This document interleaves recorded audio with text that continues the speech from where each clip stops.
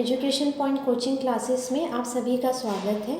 अपनी पिछली वीडियोस में हम प्रकाश के परावर्तन के नियम और परावर्तन के प्रकार के बारे में पढ़ चुके हैं। आज हम बहुप्रतिबिंब के बारे में पढ़ेंगे। देखिए, बहुप्रतिबिंब बनता कैसे है। प्रकाश की परावर्तित किरण यदि किसी दर्पण पर पड़ती है तो वो फिर से परावर्तित हो जाती है। कैसे? जैसे हम किसी दर्पण के सामने बैठे हैं तो हमारा प्रतिबिंब उस दर्पण पर बन रहा होगा, और अगर उसके सामने एक दूसरा शीशा हमारे पीछे रख दिया जाए तो जो प्रतिबिंब सामने के दर्पण पे बन रहा है उसका प्रतिबिंब पीछे के दर्पण पे बनेगा। तो इसका मतलब उस दर्पण से परावर्तित किरण दूसरे दर्पण पे पड़ी और वो फिर से परावर्तित हो गई। तो ये आपने देखा भी होगा, आप हेयर ड्रेसर के पास जाते हैं तो वो आपकी कटिंग करने के बाद पीछे क्या करता है, एक शीशा रखकर आपको दिखाता है। तो उस दूसरे शीशे की सहायता से हम क्या कर सकते हैं, दर्पण में देख सकते हैं कि हमारे बाल कैसे कटे हैं। तो परावर्तित प्रकाश किरणों को पुनः किसी दर्पण की मदद से परावर्तित किया जा सकता है, जिससे एक से अधिक प्रतिबिंब बन जाते हैं और यही बहुप्रतिबिंब बनते हैं। इस प्रकार प्रतिबिंब की संख्या है, ये किस पे निर्भर करती है, मतलब कितने प्रतिबिंब बनेंगे, ये निर्भर करती है कि दर्पणों के बीच के कोण पर, कि जो दो दर्पण रखे गए हैं उनके बीच में कोण कितने डिग्री का है, इस पर निर्भर करता है कि प्रतिबिंब कितने बनेंगे। अच्छा, नेक्स्ट ये पेरिस्कोप। पेरिस्कोप क्या होता है बेटा? पेरिस्कोप एक ऐसा यंत्र होता है जिसकी सहायता से हम क्या कर सकते हैं, उन चीज़ों को देख सकते हैं जो कि सीधी रेखा में नहीं है। और ये जो पेरिस्कोप है ये बहुप्रतिबिंब पर ही कार्य करता है। इसमें दो समतल दर्पणों का उपयोग किया जाता है। बहुमूर्तिदर्शी। अब ये कैलेडोस्कोप क्या है? ये कैलेडोस्कोप भी बहुपरावर्तन पर ही कार्य करता है, मतलब ये एक आकर्षण पैटर्न बनते हैं इसे। अब इसको बनाने का, इसकी जो आवश्यक सामग्री है, इसको कैसे बनाया जा सकता है।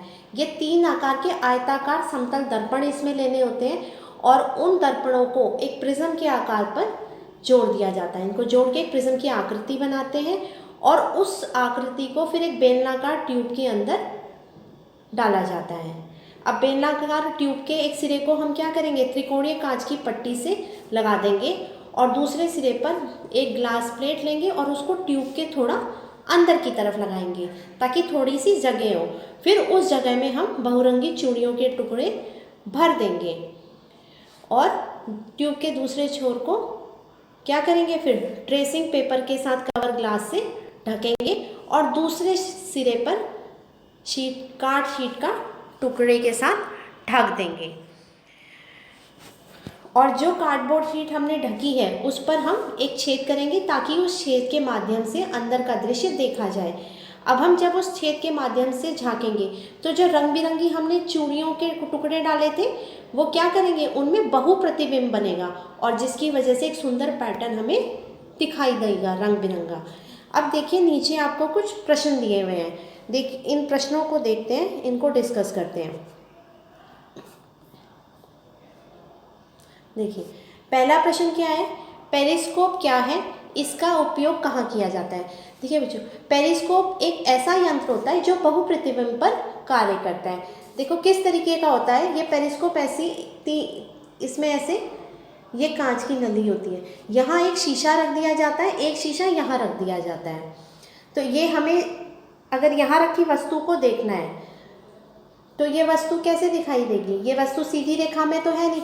तो जब ये वस्तु यहाँ रखी है, यहाँ शीशे पर इसका प्रतिबिंब बनेगा और इस शीशे पे बने प्रतिबिंब का फिर यहाँ पुनः प्रतिबिंब बनेगा और इस शीशे में हम उसको देख सकेंगे। फिर पेरिस्कोप का उपयोग कहाँ कहाँ होता है, पनडुब्बियों में, टैंकों में और सैनिकों द्वारा बंकरों में, मतलब उन चीज़ों के लिए जो कि सीधी रेखा में नहीं है, उनको देखने के लिए। प्रश्न संख्या 2, जब आप हेयर ड्रेसर के पास जाते हैं तो आप अपने सिर के पीछे की कटिंग कैसे देखते हैं, बताइए। सिर के पीछे की कटिंग कैसे देखेंगे, एक दूसरे के समांतर 2 दर्पण रखे जाएंगे, एक सामने होगा और एक पीछे रख कर देख सकते हैं।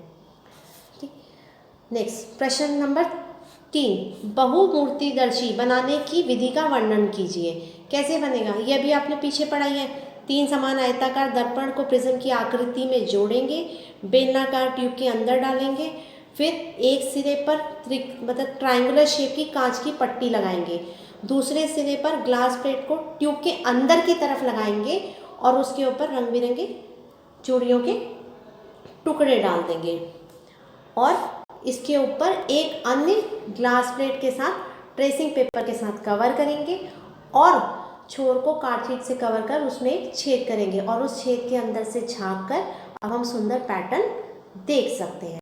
नेक्स्ट क्वेश्चन, 2 समांतर दर्पण एक दूसरे से 40 सेंटीमीटर के अंतराल पर रखे गए तो उनके बीच एक मोमबत्ती के कितने प्रतिबिंब बनेंगे। जब 2 समांतर दर्पण रखे गए हैं तो इसका मतलब उनके बीच का जो कोण है वो 0 डिग्री का है।